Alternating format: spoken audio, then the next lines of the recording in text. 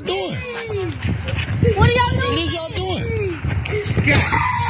Take a guess what I'm doing. Hey, he like a baby to me. Why you? Guess what I'm doing. I don't know what you doing. I just see you snatching him up off the. So what? So what's going on then? He's stealing stuff. If he breaks into your house to steal something. Nah, man. What is that? A bag of chips? So y'all treat me like a whole cold-blooded killer? Keep walking, dude. You don't even know what you're Keep talking walking. I know what I just came up and see. I know I just came up and see. Okay, what did you see? I see y'all snatching him up a bike like a grown-ass man. Wasn't him. Ain't he saying it wasn't him? What is y'all doing? Crazy. How old is he? What is y'all talking about, man? That's against the law. What is y'all doing? You cannot put that. What is y'all doing? Take the chips. If he stole some chips, I'll pay for him. I'll pay for him. You don't even know where he lives. Higher ramp, you. Y'all just throwing him in the car. That's what they do. They come here. What is y'all doing? Leave him alone. On camera. That's all we can do. He a kid. This interaction by the Syracuse police lacked humanity, decency, and common respect for a child, okay? I got more information and I wanna give you the details as to what happened here, okay? But I do want to point out, when the officer saw a concerned citizen, that officer could have easily told the concerned citizen, okay, you're right. Can you talk to him? He needs a mentor. He needs someone to talk to. You're right. Let's have a conversation with this kid. I don't want to take him to jail. Here's what we can do, okay? But instead, he wanted the concerned community citizen to become an enemy of the kid. He wanted the kid to be a villain. So he then creates a scenario that's not part of the record. What if he breaks into your home and steals your stuff? That's not part of the narrative here.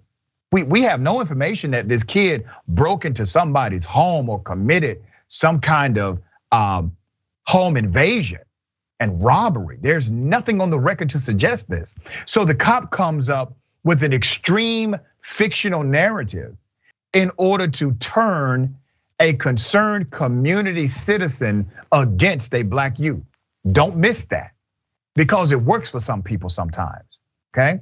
All right, the Syracuse police released a statement about this, and here's what they said, and I quote: "We are aware of a video being shared on social media involving several of our officers and juveniles accused of stealing from a store on the city's north side." Stealing from a store. "The incident, including the officers' actions and body-worn cameras, are being reviewed. There is some misinformation involving this case. The juvenile suspected of larceny, stealing, was not placed in handcuffs. He was placed in the rear of a patrol unit where he was directly brought home. Officers met with the child's father and no charges were filed." Okay, let me give you some more background to this, all right? Children, this is a law in that state. Children under the age of 12 no longer face arrest and prosecution for virtually all crimes in New York under a bill signed into law, okay? So this is by statute. They cannot take this youthful offender by statute, this juvenile by statute. There's more. Here's the reason why that new law exists. Across the state, at least 800 children under the age of 12 were arrested by police in 2019. That's according to the Legal Aid Society. In New York City, 90% were black or Hispanic, okay? Bronx State Senator Jamal Bailey, who sponsored the legislation, wrote, and I quote: "When you criminalize young folks at an earlier age, they're subjected to much more trauma. And our children, as resilient as they are, as we've seen throughout this COVID pandemic, they can only bear so much." You are absolutely correct, Senator. So here's what we have. We have a concerned community leader, a concerned citizen. We have an officer who's being completely inappropriate, in my opinion, in how he's handling this situation. So while they may make a distinction about the child not being placed in handcuffs, they do have the child's hands behind his back, and they do detain the child inside of an adult police vehicle. Now, I'm not sure if, because of the citizens who recorded and their objection, That may be the reason why this story has an ending that includes taking the child home, okay? All right, A.B., thoughts on this case? Yeah, so I'm a boy mom, right? I have a 4-year-old son. Don't play with my kid like that, ever, over a bag of chips. Let's start there. This is the issue. So one, I get the New York law, right? That children under the age of 12 cannot be arrested. However, an arrest and a detainment are two different things.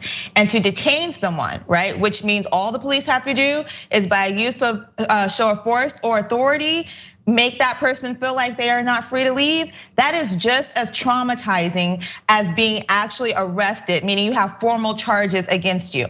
So let's start there. Second, we gotta do more than just be watching. We gotta move past this, like just the watching and recording, because this is why we keep having these issues. And the last thing I'm gonna say about that is that this is not a criminal issue, it's a social issue. He was hungry. Yep. That's it. Yeah, and that has to be highlighted, okay? The kid, if this is true, the kid is stealing food. That means he doesn't have the money to buy it, whatever the food is. Some people may say, well, Doc, he was stealing chips. Well, if a kid is hungry, I have a child. My child is 16 years old now. My child thought when she was a baby, that chips, that was food, okay? I had to teach her that's not real food, right? So that cannot be dismissed in this conversation, that you literally have a kid who's stealing food, and this theft ends up with, or potential or alleged theft ends up with the police officer not only detaining, but also trying to turn the community against the young person. And that's the part, that's the part that gets me. And this is why we need real community police officers, real cops that care so deeply about the community that their entire response would have been so different, completely different. You see concerned community citizens there. You see individuals who are taking an interest in the child. Use it. Utilize that moment. Capitalize on that moment. Be a public servant as you actually are sworn to be. We think we swear in police. Cops think they are cops. That's not how it's supposed to be. You're a part of a public safety matrix. You're supposed to be there for the enhancement of public safety. We have somehow allowed the conversation, my dear sister, to de-evolve into a conversation about policing rather than a conversation about public safety. And we got to get that narrative back. What are your thoughts on it?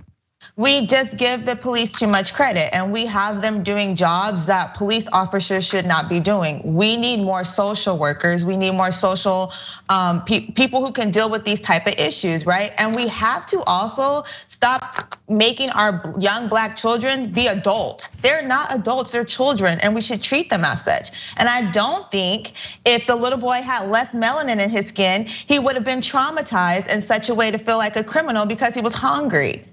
He was hungry. And another issue is that when you exaggerate facts like this is how we lead to wrongful convictions, right? This is why police continue to feel like they can do that, because they are not checked when they go above the line.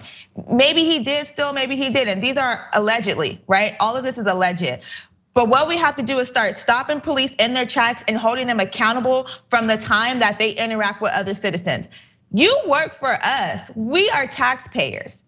So your job is to protect us, not to disrespect us.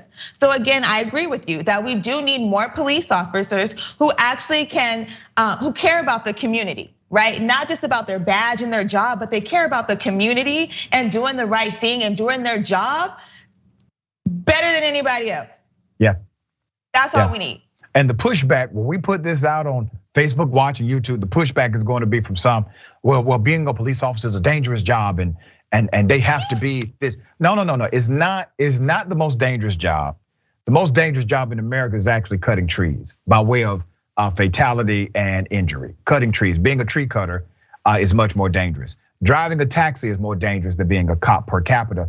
Being a store clerk, being a store owner or a person that works at a store, at a convenience store, 7-Eleven, that actually is more dangerous based on fatality and injury than being a cop. Here's my point. We don't change the rules and change the laws for those who work in convenience stores. We don't change the rules or change the laws for those that cut trees, even though those jobs are actually statistically more dangerous than policing. So my point is, you don't change the policy and the culture and the laws for one industry just because that industry is dangerous or potentially dangerous, because you haven't done it for any other industry that's even more dangerous.